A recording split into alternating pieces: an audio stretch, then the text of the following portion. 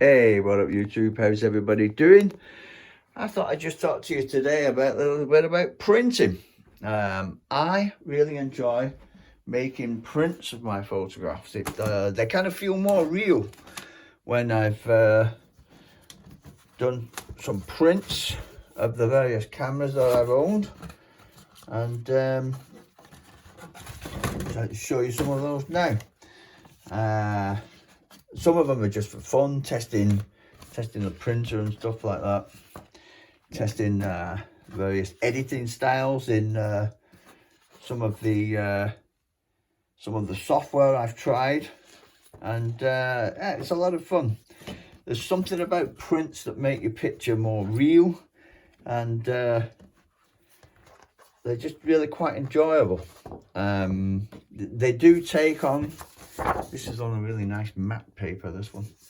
It does take on a different kind of feeling, because when you print, they're not just stored away on some server somewhere on a hard disk or burned on a CD. You know, it makes everything just more real, and it's really, really nice. So if you saw the video I did about infrared, the first day I went out testing the camera, shooting at 1600 ISO, that was fine. But when I realized just how good the Ricoh GR3 was with the infrared filter on, I thought I've got to make a print of this tree that I found. And so I waited another day. The weather was perfect. It was very, very sunny and warm, perfect for infrared. There wasn't hardly any wind. So you can see, even though I had the shutter open for 4 seconds, it's a very nice, crisp, clear image of that beautiful big tree shot in infrared at 720 nanometers. And I just had to get it framed, and I printed it. I printed it myself. This is my printer down here. This is the Canon Pixma. It's a consumer printer. It's not a pro printer. That means that the printer is not too expensive. This is the what's it called? The IP8750. It's a 6 cartridge based system, and it uses Canon's pigment system. They don't like to call it an ink, they like to call it a pigment to make it kind of different. And they call it what is it, Chroma Life 100 Plus ink or pigment that's in this printer, and it's supposed to be very durable, have a lot of longevity. And in simulated tests, Canon make the bold claim that it could last up to 300 years stored away in the right conditions. But that's what I like to do. I've got a lot of frames around, got various types of paper I print on, and yeah, I love printing. It's being able to see the pictures, being able to hang them and see them once I've made them. I love it. And then I can, you know, change them out every 6 months or so. So I will take some of these down and put some other prints in, and enjoy some new images. And it's just really, really enjoyable. Another format, printed format I enjoy, are Polaroids. I've got this this Polaroid Impulse AF. This was given to me recently, and I'm looking forward to getting a couple of genuine Polaroid cartridges in that. And I like the Polaroid format so much. I've also got this book here called the Polaroid Book, and it's selections from the Polaroid collections of photography. It's published by Taschen, and this has 250 images made by 200 different artists and photographers, and it's a nice source of inspiration. It's one of the many art books that I own, and yeah, I love the format.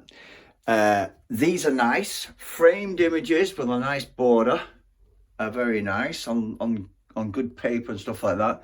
But this Polaroid format it's got a kind of casual sense of fun to it, you know, something you would just blue tack onto the fridge or something like that, or, you know, put a date on and a date on and a location, and give them to friends and family and stuff like that.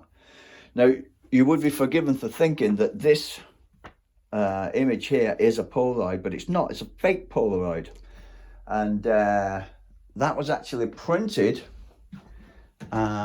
in this format like this. This is a 10 by 15 piece of paper. Not a very vintage looking image, but this one is one I shot recently on a trip to Copenhagen in Denmark, where I was going over the Storebæltsbroen, the huge bridge that links the island of Fyn to Sjælland.